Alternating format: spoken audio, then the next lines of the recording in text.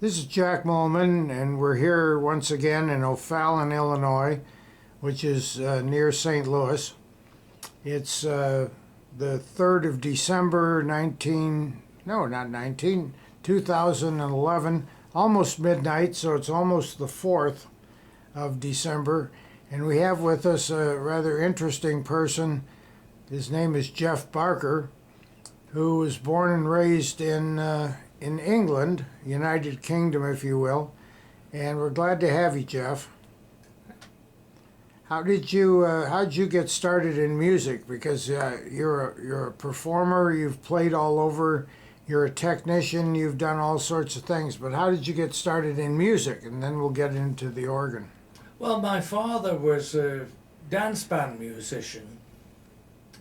He played the trumpet, and in those days there was no television. You used to go to the local Palais de Dance to have a dance on Saturday night, and my father had this small dance band, and when I became old enough, he encouraged me to play the piano, I think because that way he could get a cheap piano player in later years. And so I was sent for piano lessons, and that's how I really got started. And coming from a musical family, I found it quite easy to do. So. And you started at what age? Oh, I started playing the piano when I was 3-4 years old. And how did we get into the organ? And I assume it was the theater organ or the classical organ, or? Well, in later years, I became interested in electronics, and I liked the electric organs, like the Hammonds and other electric organs, because I was fascinated by the way they worked. And at one time, I actually got a magazine with a circuit in it to build a small electronic keyboard that would fit on the front of a piano, and it made sounds like violins and flutes and everything. And I built this thing, and it actually worked. And so I decided to go down to this was when I was about 15 or 16. I went down to the local organ store, which was offering music lessons, and I started to take lessons on electric organs. And at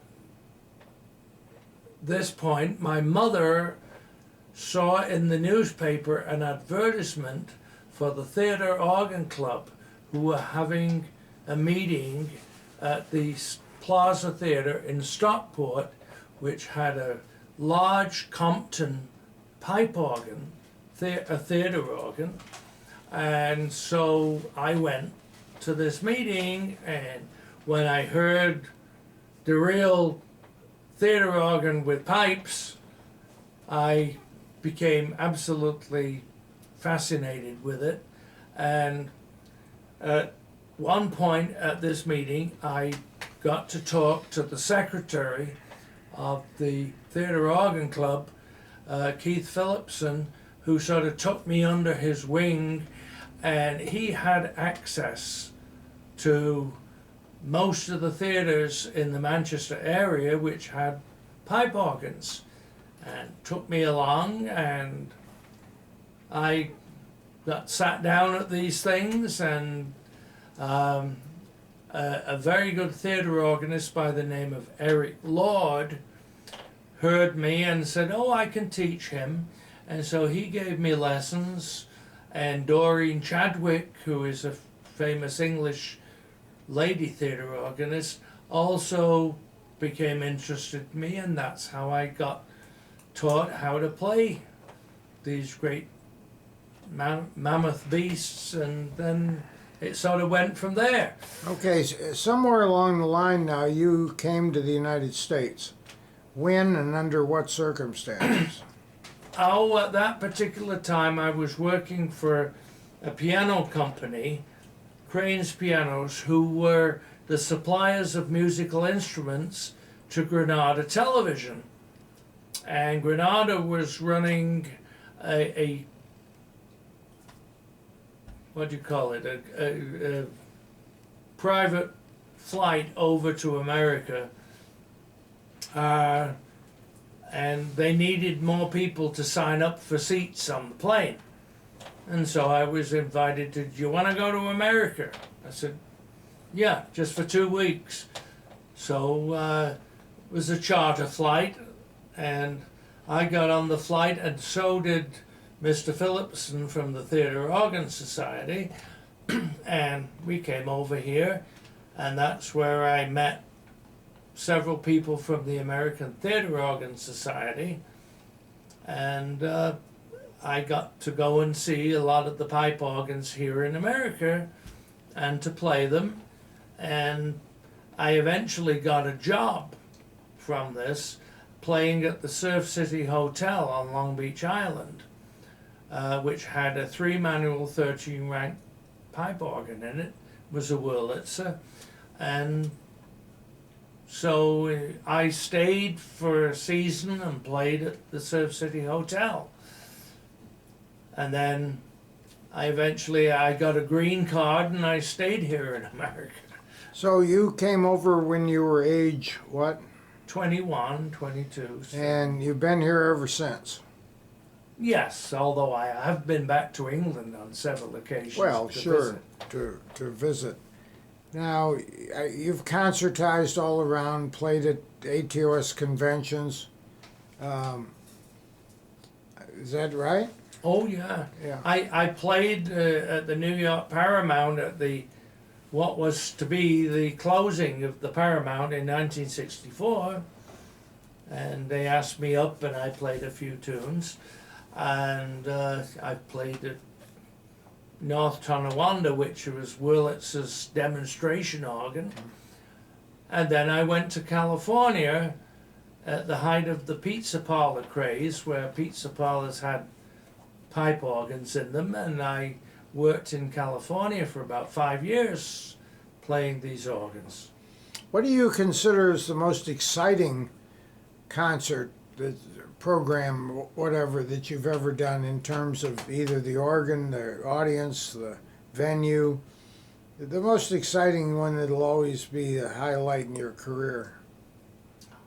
Well, I think my favorite organ of all must be the Captain's Galley in Redwood City. That was a Where's that?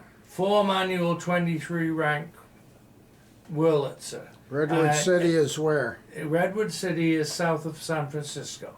It's down on the peninsula. That organ was an absolute dream. It had a wonderful sound. But also, a friend of mine had a pipe organ in his house, Peter Schabel, and that was the organ from the Valencia Theatre, which was in Queens, New York, and this was one of the famous Wonder Mortons. It was a 4-manual, 23-rank Robert Morton, and that was a really wonderful organ. It was in mint condition, and it played just like a dream. Okay, let's take it the other way. What do you think was the most challenging event, concert or whatever? One that you'd hope you'd never have to repeat because nothing worked well. Well, I took a job at St. Joseph of the Palisades, which is in New Jersey. And there was an organ there, well, it's still there, a 3-manual 13-rank Robert Morton. Is this a church? What's a St. George's? Well, the place was originally a theater. So you're in a sort of a theater environment, but it had been converted into a church. And the organ had been put in by local enthusiasts who were more enthusiastic than knowledgeable. And nothing did what it said it did. You put down a stop that said Canure and you got something else. But actually, that was when I first started there. We eventually got it sorted out and made it work pretty well. But my first impression was, what have I got myself into here? Well, I guess that happens to almost everybody. They call that experience, I guess. Um, what type of program in what type of venue on what kind of organ would you want to do that you haven't done? Some big challenge that you can say, I have done this, and it's one of the high points of your career goals, if you will. Someplace Well- you haven't played now. Well, I would think Radio City Music Hall, I would like to give a proper concert. I have played the music hall organ on occasions, but always just as somebody that wandered in. I've not done a proper public performance on it, and I think I would like that.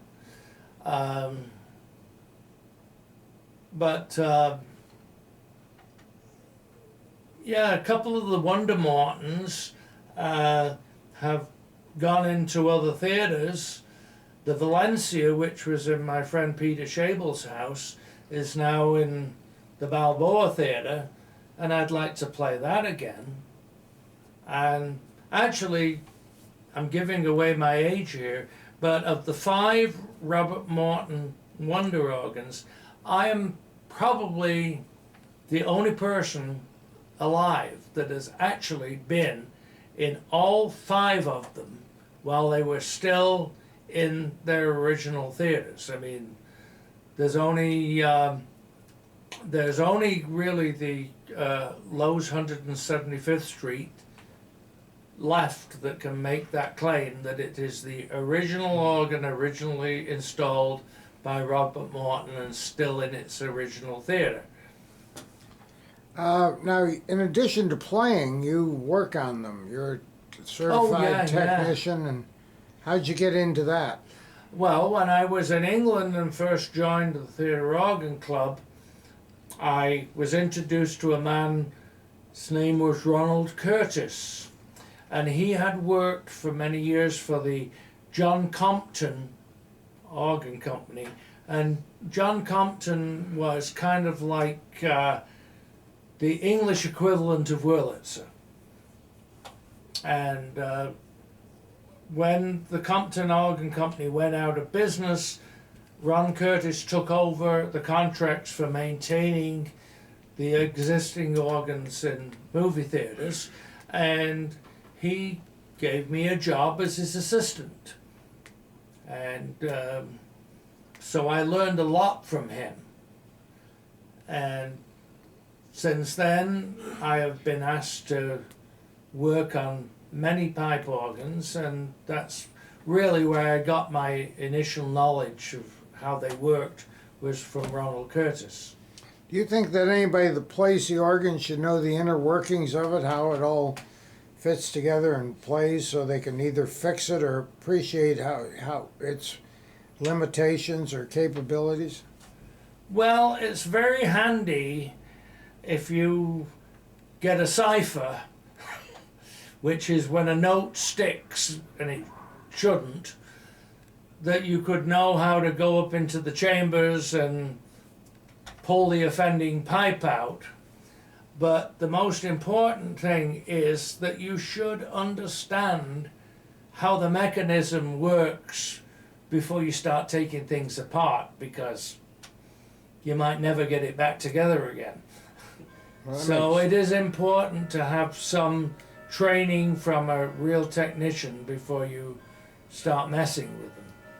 Well, with you having been around for a long time and in England and in the U.S., and not knowing exactly who's going to be watching these videos, what would your advice be to some young aspiring person that wants to get into the music business, and in particular probably the organ, either as a performer or a technician? What would you tell them? Oh, well, you have to seek out and find a good teacher who has had proper experience of because I remember when I first started, I was doing all kinds of things that I thought was wonderful. And then when I got professional teachers, they said, "Oh, forget all that. This is what you do." You know, so you really need somebody that has had proper experience and knows how to register, how to put on the stops which are appropriate to what you're playing. I mean, I've heard the all post horn version of the Ave Maria, which is not really, it's not really what you should do. And so, I mean, get yourself a good teacher who knows what they're doing and has had some experience. Well, good. I've enjoyed being with you today. We're going to sort of bring this to a close. Do you have any final comment you want to make on any of the subjects we've talked about? Well, only that it's been a wonderful experience all my life. I mean, I've been in a lot of places and invited to play at a lot of places that I would probably never have gone to if I hadn't been an organist. And it's really it's a beautiful sound, and it can really lift your soul when you get a really good organ that's in tune, and it just is a wonderful experience. Well, we thank you very much for being with us, Jeff Barker from Fort Lee, New Jersey, which is near New York City. I don't know if I said that at the beginning. And it's almost the 4th of December. It's actually still the 3rd of December. We're approaching midnight. But Jeff, we wish you very well in whatever adventures you have ahead, and keep up the good work. Well, thank you very much.